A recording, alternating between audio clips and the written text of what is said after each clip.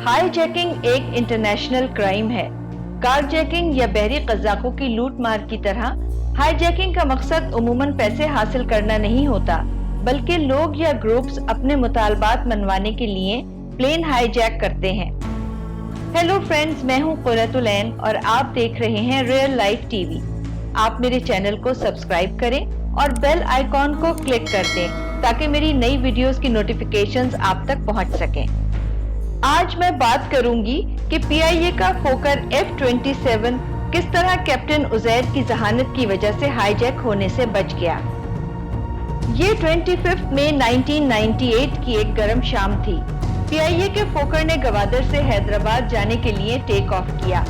جہاز میں 33 مسافر اور 5 عملے کے ارکان سوار تھے۔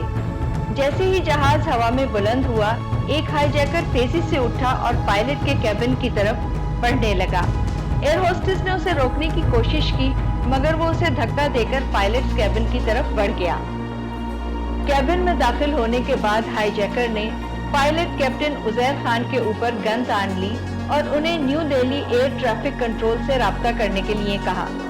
ہائی جیکرز جہاز کو نئی دہلی لے جانا چاہتے تھے۔ ہائی جیکر کے 2 ساتھی تب تک اپنی سیٹوں سے کھڑے ہو چکے تھے اور انہوں نے جہاز کے عملے اور مسافروں پر گنز تانی ہوئی تھی اور فرسٹ آفیسر محمد فیصل کو بھی قابو کر لیا تھا۔ وہ بات نہ ماننے کی صورت میں سنگین نتائج کی دھمکیاں دے رہے تھے۔ ایک ہائی جیکر نے اپنے جسم پر کچھ پیکٹس باندھے ہوئے تھے جس میں اس کے مطابق آتش گیر مادہ تھا اور وہ بار بار جہاز کو دھماکے سے اڑانے کی بات کر رہا تھا۔ کیپٹن عزیر خان نے اس وقت اپنے حواس کو قابو میں رکھا۔ سب سے پہلے انہوں نے مسافروں کو مطلع کیا کہ جہاز ہائی جیک ہو چکا ہے۔ انہوں نے مسافروں سے پرسکون رہنے کی درخواست کی۔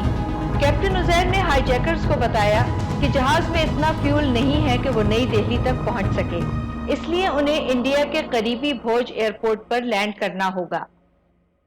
پائلٹ نے نہایت عقل مندی کا مظاہرہ کرتے ہوئے حیدرآباد ایئر ٹریفک کنٹرول سے رابطہ کیا اور سوال کیا کہ کیا آپ بھوج ایئرپورٹ سے بول رہے ہیں؟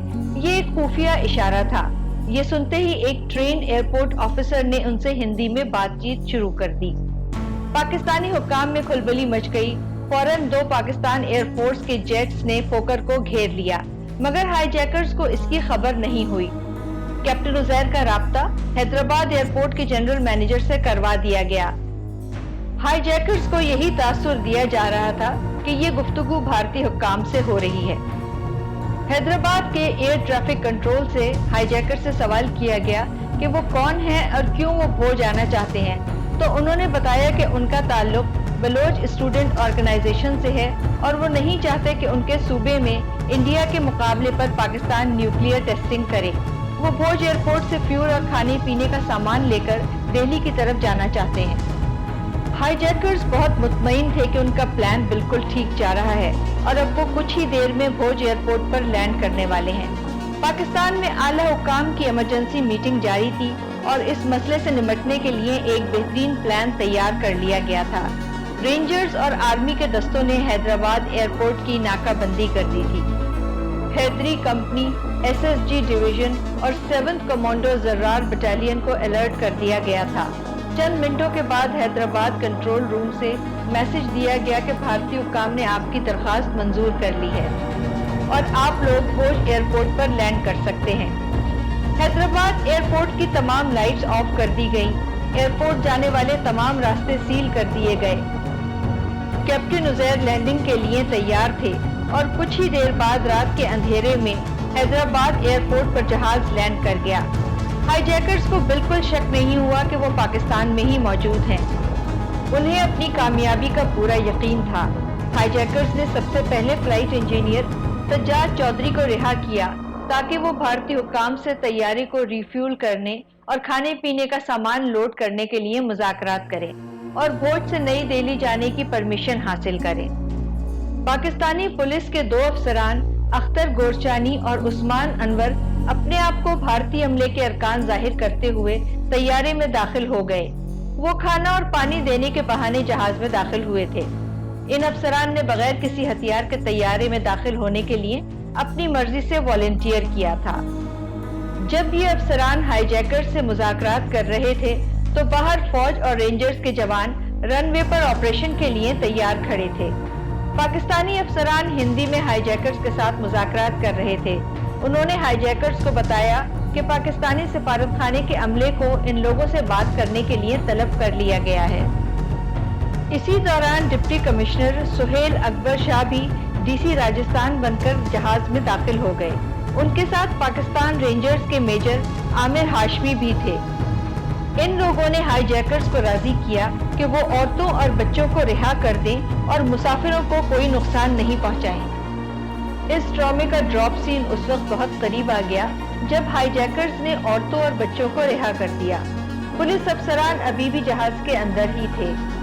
औरतों और बच्चों के महफूज मकाम तक पहुंचते ही हैदरी कंपनी SSG डिवीजन और 7th कमांडो जर्रार बटालियन, जिनकी क़यादत मेजर तारिक और मेजर आमिर कर रहे थे, उन्होंने फुल स्केल कमांडो ऑपरेशन का आगाज कर दिया। जहाज के सामने रात की तारीकी में बहुत खामोशी से पहले ही पुलिस, आर्मी और रेंजर्स की गाड़ियां खड़ी कर दी गई थी ताकि जहाज को उड़ाया ना जा सके। कमांडोज बहुत खामोशी से रेंगते हुए अगले और पिछले दरवाजे से जहाज के अंदर दाखिल हो गए और डिप्टी कमिश्नर ऑफ पुलिस ने अल्लाह अकबर का नारा लगाया। हाईजैकर्स के वहमो गुमान में भी नहीं था कि वो पाकिस्तान में है। जब उन्होंने नारा सुना तो उनकी समझ में नहीं आया कि ये क्या हो रहा है। एक हाईजैकर ने घबराकर डिप्टी कमिश्नर पर गोली चला दी, मगर उसका फायर मिस हो गया। कमांडोज ने बहुत तेजी से हाईजैकर्स पर हल्ला बोल दिया और उन्हें गिरफ्तार कर लिया। इस ऑपरेशन में 2 मिनट से भी कम वक्त लगा। तीनों हाईजैकर्स को हैदराबाद से कराची ले जाया गया और उन्हें पुलिस के हवाले कर दिया गया। ऑपरेशन लीड करने वाले सिविल और फौजी अफसरान को एजाजात से नवाजा गया। हाईजैकर्स पर मुकदमा चला और उन्हें सजाए मौत सुना दी गई। 25 मई 2015 को 17 साल बाद मुजरिमों को फांसी दे दी गई। दोस्तों, आपको मेरी वीडियो कैसी लगी? कमेंट सेक्शन में जरूर बताइएगा। वीडियो पसंद आई हो तो लाइक और शेयर कीजिए। अगली वीडियो तक के लिए कुर्रतुल ऐन को इजाजत दीजिए।